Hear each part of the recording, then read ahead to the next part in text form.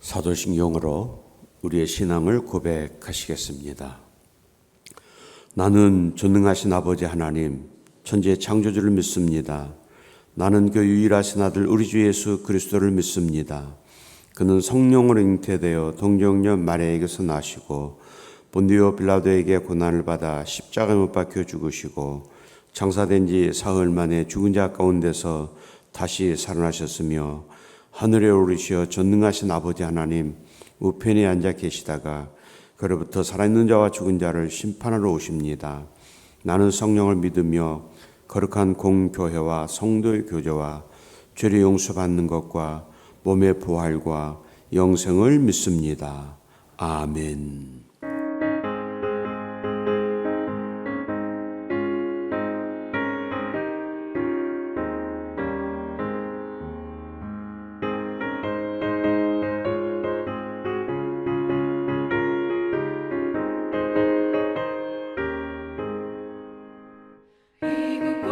거둘 자가 없는 이때에 누가 가서 거둘까?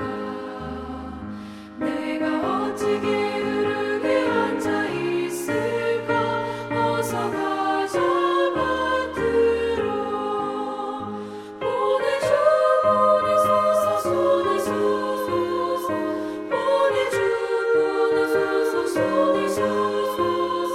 제단 숲을 내 입술에 대니 어찌 주저할까? 주여 나를 보내주소서.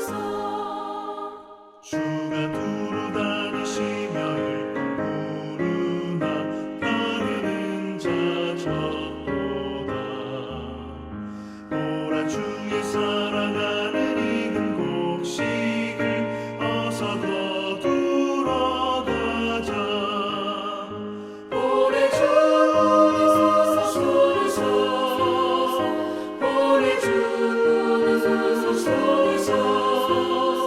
제단 숲을 내 입술에 대니 어찌 주저할까? 주여 나를 보내주소서.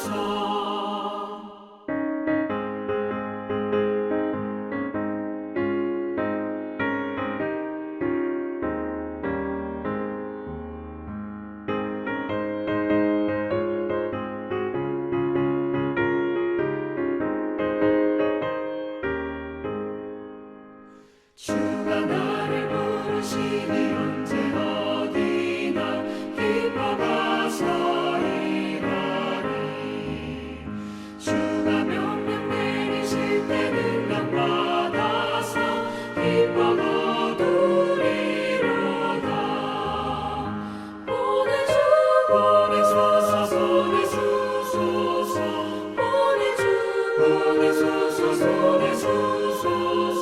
제단 숲을 내 입술에 대니 어찌 주저할까? 주여 나를 보내주소서.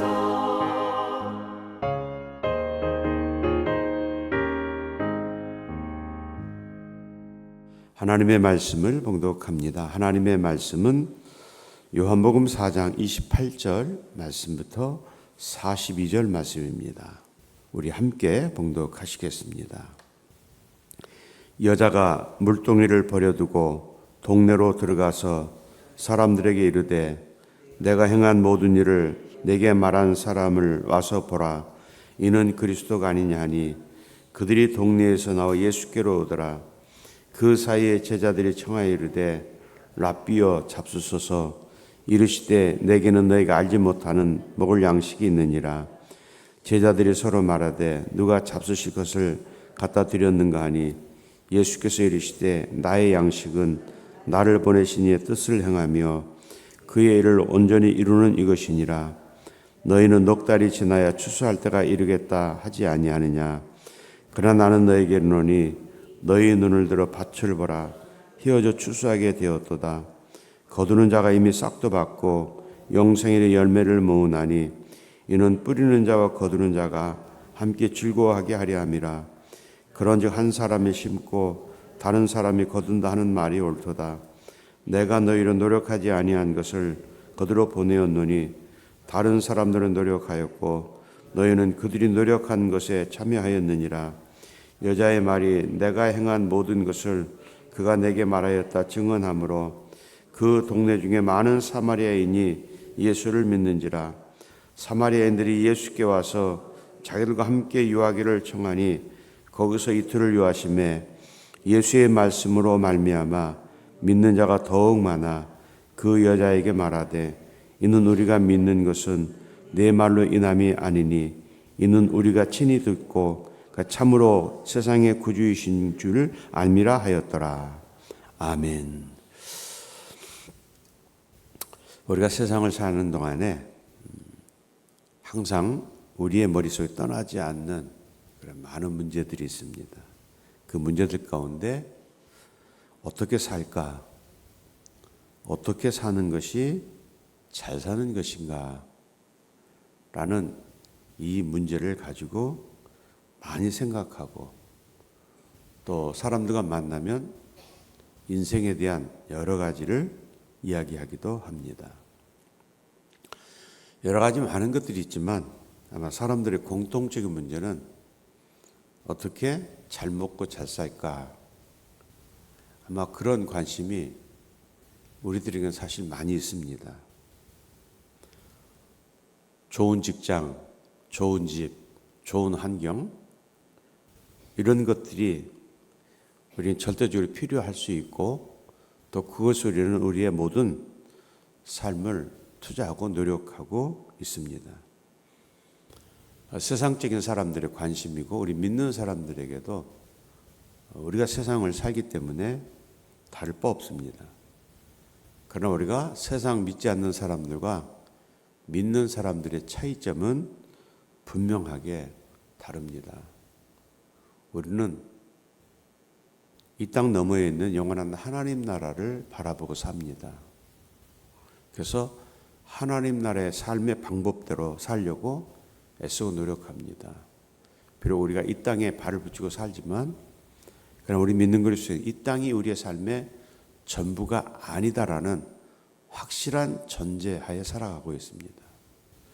그러나 하나님 믿지 않는 세상 사람들은 이 땅에 그들의 전부의 삶을 뿌리내리고 살아갑니다. 이것이 눈에 보이는 어떤 차이가 없는 것 같지만 확연하게 달라질 수 있습니다. 오늘 주님은 이 사마리아 한 여인과의 이 관계를 통해서 분명하게 말씀해 주셨습니다. 여러분, 이 여인에게 있어서 지금까지 예수님을 만나기 전까지의 여인의 삶은 무엇이었습니까? 세상적이었습니다. 무엇을 먹고 마시고 무엇을 위해서 즐기고 살 것인가? 그래서 주님이 말씀하신 것처럼 그래서 어떤 세상적인 삶의 기쁨을 찾기 위해서 이 남자 저 남자 만나도 보았습니다. 살아도 보았습니다. 만족함이 없었습니다. 그러면은 여러분 남자만 바꿔가면서 그 만족을 찾을 수 있었겠습니까? 다른 것들도 세상의 어떤 것들도 끊임없이 추구하며 살았을 것입니다. 그런데 오늘 성경은 여인은 그 많은 것을 추구하며 또 때로는 누리며 살았지만 그의 삶은 언제나 공허했고 어떤 삶의 갈증이 끝없이 여인의 삶에 묻어났다라고 말씀합니다. 이 여인의 이 어떤 주님이 말씀하셨던 이 여인의 어떤 내면을 보면 아마 우리가 세상적인 삶을 본다면 정말 세상적인 것을 추구하기 위해서 더 많은 것을 찾아서 노력했던 그런 모습을 보게 됩니다. 그런 이 여인이 그렇게 추구했던 그 세상의 것들, 그런데 주님을 만나고 주님이 주시는 영생의 말씀을 듣는 순간 지금까지 그렇게 추구했던 모든 것이 아무것도 아니라는 것을 여인이 깨닫게 됩니다.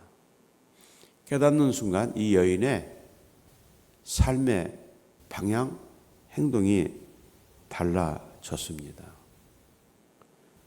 그 달라진 가장 큰 달라짐의 이유 한가운데는 관계의 회복입니다. 이웃과의 관계 회복이죠. 그러나 이웃과의 관계 회복이 이루어지기 전에 하나님과의 관계 회복이 이루어진 것이죠. 물동이를 버려두고 동네로 달려가서 외치기를 와보라, 이는 그리스도가 아니냐, 우리가 기다리던 메시아 그리스도가 아니냐. 관계 회복이 이루어졌습니다. 여러분, 여기서 이 여인이 말했던 이 관계 회복은 오늘 우리에게도 절대적으로 필요합니다. 우리 하나님과의 이 관계가 절대적으로 필요하고 이미 우리는 하나님과의 관계를 맺고 살아갑니다. 그러나 이 관계 회복은 한 번 맺는 것으로 끝나지 않아요. 계속해서 더 많은 노력이 필요합니다. 여러분, 우리가 처음 사람을 만나서 관계를 맺습니다. 그럼 처음 맺은 관계가 평생 가는 거 아니지 않습니까? 노력해야 돼요. 이 사람과의 이 관계를 오랫동안 유지하고 싶다. 그럼 끊임없이 관계를 잇기 위해서 그 관계의 가장 중요한 건 뭡니까? 내가 아니죠. 상대방이잖아요. 내가 상대방과의 관계를 유지하기 위해 내가 상대방을 어떻게 대할까? 행동할까? 그래서 이 관계는 나의 노력과 또 상대방의 노력을 통해서 좋은 관계가 이어지느냐 그렇지 않느냐. 우리 하나님과의 관계도 마찬가지입니다. 나의 노력이 필요합니다. 나의 노력의 이 관계를 통해서 하나님도 우리에게 관계를 더 많이 맺어 주십니다. 우리 믿는 그리스도인들에게 완전한 하나님과의 관계는 영과 육의 회복이 절대적으로 필요한 것이죠. 그래서 사도 요한은 요한 3서 2절 말씀에 사랑하는 자여 내 영혼이 잘됨같이 범사에 강건하기를 내가 간구하노라 라고 말씀합니다. 영과 육의 관계가 완전해야 된다. 그러니까 우리 하나님께서 분명히 말씀하셨어요.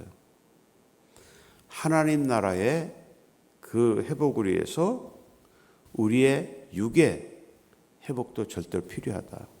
하나님은 어느 한 가지만 강조하지 않으셨어요. 이 세상의 삶도 또 하나님 나라의 삶도 어느 것 하나 소홀히 할 수 없다라는 것입니다. 그래서 우리 그리스도의 삶은 이 세상의 삶에 충성된 최선의 삶을 사는 것이고 또 하나님 나라의 그 삶을 위해서 우리의 모든 삶을 바쳐야 되는 것입니다. 여러분, 예수님께서 이 여인을 통해서 이제 말씀을 전하셨죠. 이 복음을 위해서 그 영원한 생명을 선물 받았던 이 사마리아 여인은 그 단절된 그 동네 안에서 그 동네 사람들과 한 동네에 살고 있었지만 관계가 없었다는 것이죠. 그러니까 굉장히 어찌 보면 외로운 인생을 살았던 인생입니다.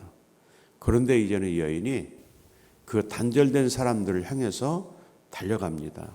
달려가는 이유가 무엇입니까? 관계 없는 사람들을 관계를 맺기 위해서 달려가는 것이죠. 여러분, 그 달려갈 때 이 여인이 어떻게 달려갔느냐? 오늘 말씀해 보니까 물동이를 버려두고라고 말했어요. 오늘 28절 말씀에 여자가 물동이를 버려두고 동네로 들어가서 사람들에게 이르되 내가 행한 모든 일을 내게 말한 사람을 와서 보라. 이는 그리스도가 아니냐 하니. 여기서 여러분 29절 말씀에 내가 행한 모든 일을 내게 말한 사람을 와서 보라. 이 여인의 이 말의 의미는 무엇입니까? 지금까지 내 삶이 참 남들이 볼 때에 형편없는 삶을 살았고 나 자신을 돌아보아도 그런 삶을 살았는데 그 형편없는 삶을 완벽하게 새롭게 바꾸어준 그 사람이 누구인가? 나를 바꾸어준 사람이 누구인가를 와서 보라 라는 이 말이에요. 이는 그리스도가 아니냐. 나를 바꿔주신 분, 나를 그 순간에 완벽하게 바꿔주신 분. 여러분, 이 물동이는 지금까지 여인에게 생명과 같은 것이었죠. 그 어떤 육신의 갈증을 풀어주는 아주 소중한 것이었는데 그것도 버려두었다는 거예요. 버려두고 달려가서 지금까지 갈등의 관계에 있었던 사람들에게 관계 회복을 위해서 외치기 시작합니다. 이때 도는 사람들의 반응이 어떻습니까?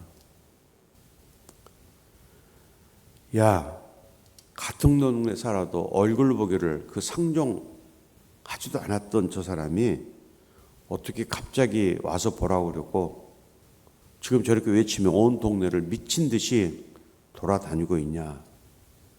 그러니까 지금 이 여인이 외치는 말을 들었던 이 사람들은 복음을 들은 게 아니에요. 하나님의 말씀을 들은 게 아닙니다. 이 여인이 외치는 소리에 지금까지 전혀 이 여인에게서 나타나지 않았던 전혀 이상적 반응에 반응하기 시작한 것이죠. 저 여인이 외치고 떠들고 외치고 온 동네를 헤집고 돌아다니는 것은 무언가 어떤 우리가 와서 보라, 들어보라라고 하는 그 이유는 무슨 이유가 있을 것이다. 여러분, 즉시 이 여인이 그 주님의 말씀을 듣고 즉시 행동으로 옮겼습니다. 그리고 많은 사람들이 예수께로 나와왔다 그랬어요. 예수께로 나와왔다라고 말합니다. 그런 과정 속에서 그 제자들이 먹을 것을 구하러 동네에 가서 먹을 것을 구하고 이제 주님이 계시는 곳으로 돌아왔습니다. 그 순간에 주님과의 사마리아 여인과의 어떤 일이 일어난 주님의 제자들은 전혀 알지 못했지요. 그래서 그 구해온 음식을 주님 앞에 내놓고 주님 잡수십시오라고 말할 때에 오늘 주님 말씀하시죠. 오늘 34절 말씀에 예수께서 이르시는 나의 양식은 나를 보내신 이의 뜻을 행하며 그의 일을 온전히 이루는 이것이니라. 우리는 우리의 어떤 그 육체의 삶을 그 건강하게 하기 위해서는 어떤 세상적인 음식을 먹어야 되는데 오늘 주님은 그 제자들이 말씀하시기를 진정 우리가 추구할 그 양식은 영의 양식, 하나님 주시는 영원한 생명의 양식이다. 그러면서 말씀하시죠. 너희는 넉 달이 지나야 추수할 때가 이르겠다고 말하지만 이 말이 뭡니까? 우리가 농사를 씨를 뿌리고 갖고 가면 수확의 때가 있습니다. 봄에 씨를 뿌리면 가을에 열매를 거둡니다. 그런데 오늘 주님은 뭐라고 말씀하십니까? 너희는 그때가 이르러야 추수할 것이라 생각하지만 그러나 세상은 지금 바로 이때가 추수할 때다. 그러니까 우리는 여러분 어떻습니까? 우리의 생각은 어떻습니까? 우리는 하나님 나라에 가야 또 주님이 이 땅에 오셔야 그때 주님의 심판이 이르를 때에 하나님의 어떤 그 재림의 때가 이르겠다라고 우리는 생각합니다. 그런데 주님은 지금 이때다 이 말이에요. 지금이 씨를 뿌릴 때이고 지금이 추수할 그때다. 이 말씀의 의미는 뭡니까? 지금 세상에는 복음을 들어야 할 사람들이 너무 많고 복음을 듣는 그 사람들을 통해서 우리는 어떤 추수의 그 기쁨을 얻을 수 있다라고 하는 것입니다. 여러분, 오늘 이 복음은 여인의 삶을 완전하게 완벽하게 변화시켜 주었습니다. 오늘 저도 여러분들도 이 복음으로 인해서 완전하게 변화가 됐습니다. 여러분도 마찬가지예요. 여러분들의 부모님들을 통해서 또 그의 후대 그 선대들을 통해서 여러분을 통해서 여러분들의 후대들이 믿음의 사람들로 살아가고 있습니다. 저희 가정도 똑같습니다. 저희 부모님이 사업하시다가 완전히 망했어요. 제가 완전히 그냥 하루아침에 망했어요. 저희는 저희는 어렸기 때문에 그 사업이 망했는지 모르는지 그건 저희는 모르지만은 제가 아주 굉장히 오랜 50년대 후반이니까 제가 한 6, 7살 그런 때니까. 근데 제 기억 속에 어떤 나이 드신 할머니가 제 부모님에게 복음을 전하셨어요. 전도를 하셨어요. 그러니까 그 사업에서 완전히 이제 망하신 다음에 얼마나 상심이 크셨겠어요.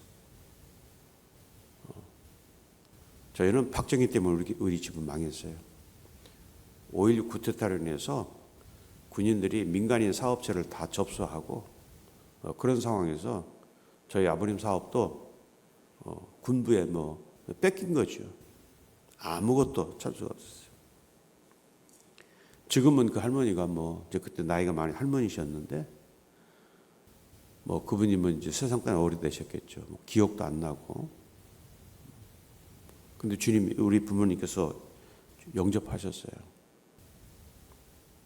그리고 조금 세월이 흐른 다음에 이제 그 지역을 떠나서 이사를 하고, 그리고 저희 부모님이 계속 신앙을 하시고 이제 집사 직분을 받으셨어요. 제 아버님과 어머님이. 그러니까 그 시간이 좀 몇 년 흘렀잖아요. 근데 어느 날 저희 아버님이 어디를 갔다 오시더라고요. 저녁 늦게 오시더니 저에게 말씀하시기를 그 저희 부모님에게 복음을 전했던 그 할머니의 집을 찾아가셨대요. 그래가지고 저와 제 아내가 집사 직분을 받았습니다. 그러니까 그분이 복음을 전해주고 저희 가정의 모든 삶이 바뀌었고 부모님의 삶이 바뀐 것이죠. 그러면서 아버님이 아주 어릴 때 이제 기억인데 말씀하시기를 이렇게 이제 저희 어머니하고 말씀하시면서 그 할머니를 만났을 때 저와 제 아내가 집사 직분을 받았습니다. 라는 말씀을 전할 때 그 아버님의 우리 아버님의 그 말씀의 표정을 본다면 그 말씀을 듣는 그 할머니의 그 모습이 얼마나 좋아하시는지 이게 그 저도 그것을 보지 못했지만 아마 그 느낌을 볼 수 있을 것 같아요. 근데 그 복음이 저희 집안에서 심겨졌잖아요. 그러니까 우리의 삶이 달라진 것이죠. 세상적인 삶이 달라진 것이죠. 저희 가정에 지금 목사가 셋이에요. 또 한 아이는 지금 이제 미국 유학을 가 있어요. 미국의 신학대학원에 가서. 그러니까 전체적으로 우리 아버님 후손들이 6명이 신학을 했어요. 그 지금 이제 우리 조카까지 하면 이제 3명은 목사가 됐고 제 아들, 제 동생, 이제 동생 아들, 그 조카가 지금 이제 미국에 유학을 가 있고 둘은 신학을 했는데 하나는 신학대학을 졸업하고 하나는 신학대학을 졸업했는데 저는 이 길이 아닌 것 같아요. 그래서 이제 목회의 길을 이제 포기했어요. 그래도 지금 저희 가정이 다 모이면 우리 아버님의 후손들이 다 모이면 한 40명 정도. 지금 숫자가 다 기억이 안 나요. 다 믿음 생활 잘하고 있어요. 우리는 바뀐 거잖아요. 여러분도 마찬가지예요. 여러분들의 가정도 마찬가지입니다. 여러분, 그 주님이 이 한 여인을 향해서 말씀을 전해 주셨는데 이 변화된 여인을 통해서 그 사마리아 지역이 복음화되었다라고 하는 것이죠. 오늘 41절 말씀입니다. 예수의 말씀으로 말미암아 믿는 자가 더욱 많아 라고 말했어요. 여러분, 우리도 지금 복음을 전해 노력합니다. 그런데 즉시 그 복음의 열매가 맺혀질 수도 있고 맺혀지지 않을 수도 있고 오랜 시간이 그 말씀으로 다가올 수도 있어요. 여러분, 많은 복음의 역사 가운데 우리가 오늘의 이디오피아를 보게 됩니다. 아프리카 지역에 유일하게 기독교 국교가 기독교 국가입니다. 많은 우상이 넘쳐나는 그 이교도들의 그 나라들이 주변에 꽉 쌓여 있는데 이디오피아는 기독교 국가예요. 국교입니다. 근데 우리가 선교 역사를 보면 누가 이디오피아에 가서 복음을 전했다는 기록이 없어요. 근데 전 나라가 기독교를 믿는 거예요. 그래서 선교학자들이 연구를 한 겁니다. 이게 어떻게 된 건가? 여러분, 그 말씀이 어디에 나와요? 사도행전에 나오잖아요. 한 이디오피아 내시가 광야에 말을 타고 가다가 성령님이 빌립에게 감동을 주셔서 너 빨리 광야로 가라. 빌립이 광야로 가잖아요. 근데 광야로 가서 보니까 어떤 사람이 마차를 타고 광야길을 걸어가고 있는데 이 사람이 거기서 성경을 읽었다고 그랬잖아요. 근데 성경을 읽는데 성경의 뜻이 무엇인가를 모르고 있는 거예요. 그래서 빌립이 이 이디오피아 내시를 만나서 이 성경의 뜻을 풀어주시잖아요. 그리고 내시는 자기의 갈 길로 갔고 빌립도 자기의 갈 길로 갔다. 이게 끝이에요. 근데 오랜 세월이 흘러서 보니 이 이디오피아 내시가 오늘 빌립을 만나서 은혜를 받고 구원 확신을 얻고 그 나라에 가서 복음을 전하는 것으로 추측이에요. 그게 추측이지만 그게 역사적 사실로 나타나지 않습니까? 한 사람의 내시가 그 복음을 그 땅에 심었습니다. 뿌렸습니다. 그 나라가 유일하게 아프리카에서 기독교 국가가 되었고 지금 이디오피아는 기독교 국교로 이제 국교로 이렇게 그렇게 되었던 것을 보게 됩니다. 오늘 한 여인의 변화가 그 사마리아 지역을 복음으로 물들게 했습니다. 여러분, 여러분들이 선포하는 이 구원의 이 복음이 듣는 사람에게 어떤 변화를 가져올지 우리는 아무도 알 수 없어요. 그러나 분명히 주님께서는 그것을 위해서 우리에게 능력을 주셨고 우리는 그것을 위해서 복음을 전합니다. 그래서 듣든지 아니 듣든지 우리는 복음을 전하는 사명을 갖는 것이고 그러나 그 듣는 사람만 복이 있는 것이 아니라 전하는 자에게도 하나님께서 복을 주시는데 오늘 사마리아 여인에게 복을 주셨는데 지금까지 해결할 수 없었던 모든 인생의 문제를 완벽하게 해결해 주신 하나님의 은혜이고 축복이었습니다. 오늘 우리도 그 축복의 자리에 서 있습니다. 이 은혜가 평생 사는 동안 복음으로 가득 찬 우리의 삶이 되시기를 주님의 이름으로 축원을 드립니다. 거룩하신 하나님 감사합니다. 복된 주일을 보내고 또 새롭게 시작하는 한 주간의 첫날을 맞이했습니다.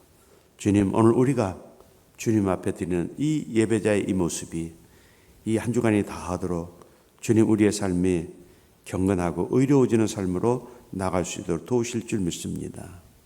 우리가 세상을 사는 동안 어떻게 사는 것이 잘 사는 인생인가 수없이 고민합니다. 그렇게 고민했던 이 한 여인이 예수님을 만남으로 그의 모든 문제가 해결되었습니다. 그렇게 세상적인 삶에 목말라 했고 그 갈증했던 이 여인이 주님이 주시는 말씀을 듣고 문제가 해결되었습니다. 해결된 문제를 너무 기뻐서 혼자만 이 말씀을 간직할 수 없어서 여인은 지금까지의 관계가 좋지 않았던 그 마을 사람들을 향하여 달려갑니다. 내게 이 모든 문제를 해결해 주신 그 하나님의 아들 예수 그리스도 와서 들어보라. 이 한마디에 이 외침이 많은 사람들이 주님께로 나와 말씀을 듣는 사건이었습니다. 그리고 주님이 전해주시는 말씀을 듣고 그 지역이 복음화되었고 영원한 생명이 그 땅에 뿌리를 내렸습니다. 주님, 오늘 우리에게도 내 부모님을 통해서 신앙을 전수받았고 또 그 어떤 사람을 통해서 우리에게 복음이 들어왔습니다. 우리의 인생이 바뀌었습니다. 세상에서 추구하던 삶의 모습이 달라지고 이제는 하나님 나라를 향한 삶으로 바뀌었습니다.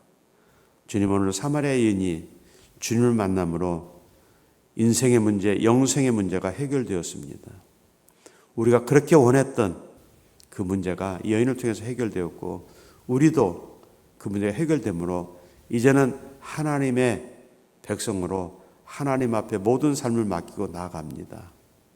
내가 살든지 죽든지 주님 뜻대로 인도하시는 대로 나아가는 것, 순종하는 삶, 이것을 우리에게 허락하신 것 감사드립니다. 주님, 오늘 주님 말씀하십니다. 추수 때는 기다리는 것이 아니라 지금이 바로 추수할 때이다라고 말씀합니다. 이 땅에 수없이 많은 복음을 듣지 못한 사람들이 우리 주변에 있습니다. 주님, 전할 수 있는 힘을 주시고 능력을 주시고 결과는 주님께서 그 결과를 우리에게 보여주실 줄 믿습니다. 내가 전하는 이 복음이 한 영혼을 살리고 그 가정을 살리고 이 땅을 살리는 거룩한 능력으로 함께 하실 줄 믿습니다. 이 거룩한 능력이 이 아침 오늘 우리에게 임하여 주시고 우리 기도하는 모든 성 임하실 때에 모든 문제를 해결해 주신 그 해결의 그 능력이 오늘 이 아침 우리의 기도를 통해서 간구를 통해서 응답해 주실 줄 믿습니다. 마음의 평안과 기쁨을 안고 돌아가는 복된 시간 되기를 간구하오며 예수 그리스도 이름 받들어 감사하며 기도하옵나이다. 아멘. 하늘에 계신 우리 아버지, 아버지의 이름을 거룩하게 하시며 아버지의 나라 오게 하시며 아버지의 뜻이 하늘에서와 같이 땅에서도 이루어지게 하소서. 오늘 우리에게 일용할 양식을 주시고 우리가 우리에게 잘못한 사람을 용서해 준 것 같이 우리를 용서해 주시고 우리를 시험에 빠지지 않게 하시고 악에서 구하소서. 나라와 권능과 영광이 영원히 아버지의 것입니다. 아멘.